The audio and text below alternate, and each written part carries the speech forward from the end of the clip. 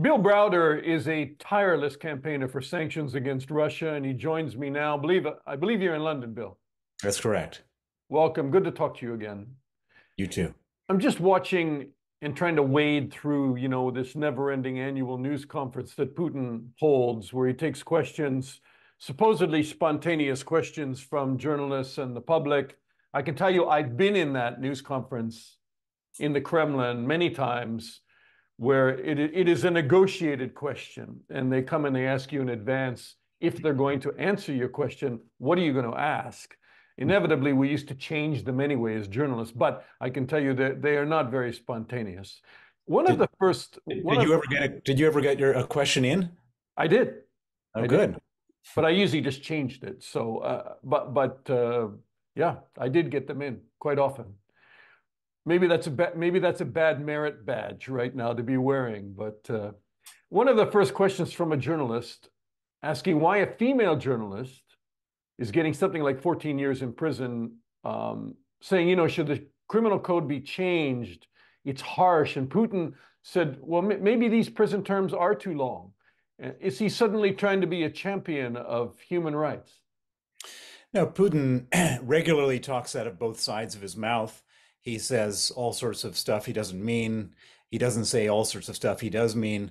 I mean, he is a pathological liar, so I wouldn't hang on any word that he says as truth. I wouldn't project from anything he says to be a new trend. I think we've seen this guy. I think the one disadvantage he has is that we've seen him for 23 years in action. He has a track record, a very bad track record, and so it's not as if there's some mystery about this man. He is a killer. He's a liar. He's a thief. And he is a genocidal mass murderer, and that's who he is. And whatever words come out of his mouth don't really mean anything. He's also asked by a journalist, when is there going to be peace with Ukraine? He says there'll be peace when we achieve our goals, denazification of Ukraine and demilitarization of Ukraine. Your reaction to that? Well, those are the same exact words that he said on February 24th, 2022. Um, Vladimir Putin has not changed his approach towards Ukraine. There's all these people out there that are sort of pressuring Zelensky to cut a deal, etc. But there's no deal to cut. If Putin, if Ukraine decides to concede, then Putin achieves all the objectives that he set out to do on the very first day of this nasty conflict. Should the Russians be so confident right now? They obviously, high fives and celebrations on Russian television all this week, what they perceive to be a pretty dark week for Ukraine in terms of the US not going through with the $60 billion in war funding from the Biden administration. Well, I mean, they're having a good week for sure, but I wouldn't count the Ukrainians out in any way, shape, or form. First of all, the Ukrainians will fight whether they get U.S. Aid or not, and the Ukrainians have shown, 3 days into this war, they didn't have a whole lot of U.S. military aid, and they really gave the Russians a run for their money. Secondly, I don't believe that we're at the stage right now where the U.S. is going to ultimately cut off funding for Ukraine. I think that this is a temporary situation. This is a tactical situation where Republicans are trying to extort certain concessions from Biden at the expense of Ukraine. But at the end of the day, I can't imagine, and I could be wrong about this, but I can't imagine that we'll be, into February next year and an aid package for Ukraine hasn't been approved. I think there's a longer term issue which the Russians haven't yet started celebrating, which is that if Trump were to be elected, he would withdraw, he would absolutely withdraw military aid for Ukraine. And at that point, then I don't believe the Europeans have enough resources to give the Ukrainians what they need to sustain a defense. I mean, in fact, they have been celebrating the coming of Trump on television. Solovyov and some of the other pretty ugly Russian commentators have been saying, not only will it be an end to aid in Ukraine, it'll be an end to NATO. We will defeat NATO. Well, there is a decent chance that if Trump becomes president, he will tear up the NATO treaty as far as the U.S. is concerned. He tried to do that, or he thought about doing that in his past presidency, and it was only because there was so many patriots in the U.S. government as his national security advisor, his Secretary of Defense, and other people that didn't happen. But I don't think that that's an impossibility. And so, um, Putin has had a big win this week in Congress. As I said, I don't think that that's a permanent win. I think that eventually the Ukrainians will get their money, but he's holding off. He's holding on for the sort of existential win in November 2024. You said Europe can't do it alone. You have people like Donald Tusk, the new old prime minister of Poland, coming to power, saying we need to mobilize all of the West right now. And he's really calling on Europe to step up their game. What would happen if the US doesn't come up with money? Will Europe then start to retreat as well? Or do you think they'll step up and try and fill the gap somehow? Well, they're going to have to step up to some extent because they're much closer to Ukraine and to Russia than the U.S. is. I mean, there's one interesting sort of Hail Mary for Ukraine here, which is that when the war started, the West froze $350 billion of Russian central bank reserves, and about 220 billion of those reserves are held in Euroclear in Belgium.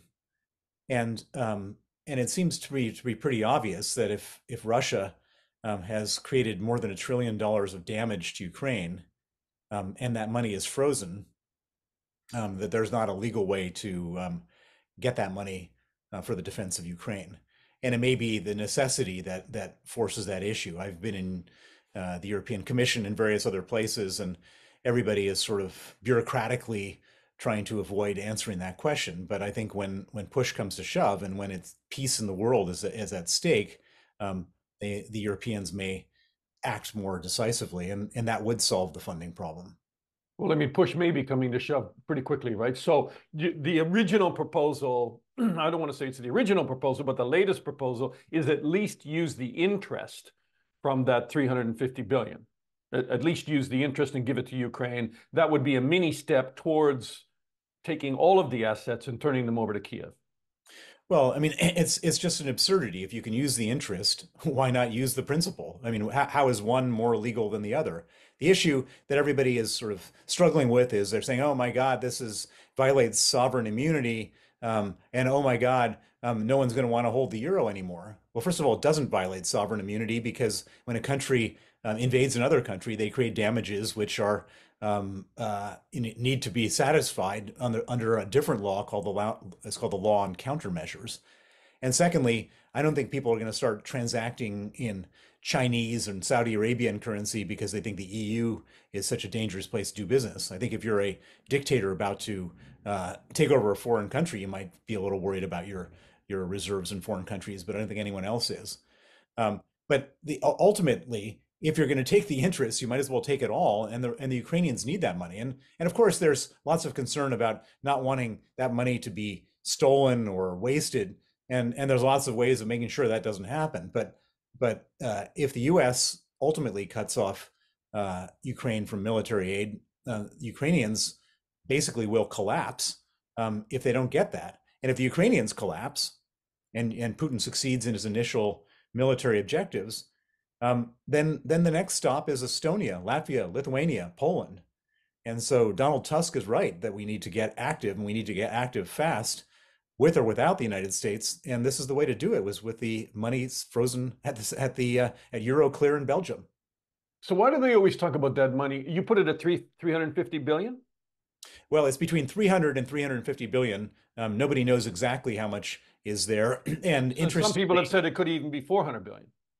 it could be. I don't know. Nobody knows exactly. I know that it's about 220 billion at Euroclear, which is, a good start. So why do they always talk about maybe it should be used for reconstruction? Why isn't there a complete embrace of using that money to simply let them defend themselves and use it for arms? Well, the original fantasy among most heads of state and policymakers was that Putin was going to negotiate. When he's not winning and he starts to lose, he'll negotiate. That's a fantasy based on lack of understanding of how Putin operates. Putin is a brutal dictator. He doesn't care how many soldiers he loses. He doesn't care about the damage to his economy. He can't show weakness, and he will never negotiate. But the idea was he was going to negotiate, the war was going to end, and that money would be used for reparations.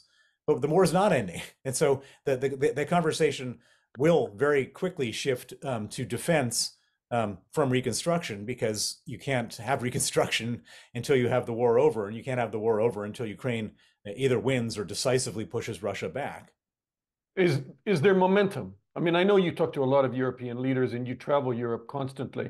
Has that conversation changed, and are they warming up to the idea of turning those accessing those funds for Ukraine? Well, the momentum has definitely changed in a lot of different places. I mean, the most stark example is here in the United Kingdom, where the numbers are smaller. I think it's about 28 billion pounds, but still a big number. Um, and I've been going back and forth talking to government officials here. And a year ago, there was like, they were all just a bunch of lawyers and bureaucrats desperately trying to avoid the issue under the previous foreign secretary. And then David Cameron, who's the former prime minister, who's really got a good head on his shoulders, came out and said explicitly exactly what we're talking about here, confiscating the money for Ukraine. And he said it in Washington at the Aspen Institute conference last week. Right. And once one government does it, and I think Canada's moving in that direction as well. Once one government does it, then it's like a house of cards, right? Well, Um, indeed, and also I should point out that the U.S., while all this nastiness is going on around the aid package, there's a piece of legislation called the Repo Act, which is sponsored primarily, or I should say, initiated by Republicans, which is to confiscate the money in the U.S. at the U.S. Federal Reserve.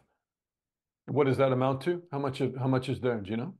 Well, there's no transparency. I've heard numbers varying from 14 billion to 28 billion, but I don't know the answer to that. Sizable, sizable amounts. Well, Europe now is meeting this week as well.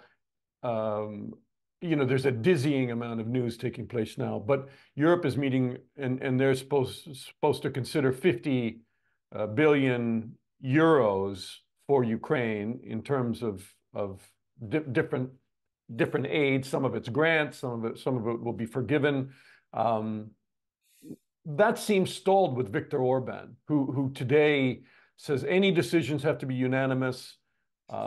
He is saying this today now, and any aid will have to be enacted outside the EU budget, and also he will not allow EU membership talks to begin with Ukraine. He won't allow it to happen. Well, Viktor Orban, he's angling for something. So he's using the veto power of any individual member state to get 30 billion that he wants Yeah. allocated to his country, which has been withheld because of all sorts of nastiness that he's up to in Hungary.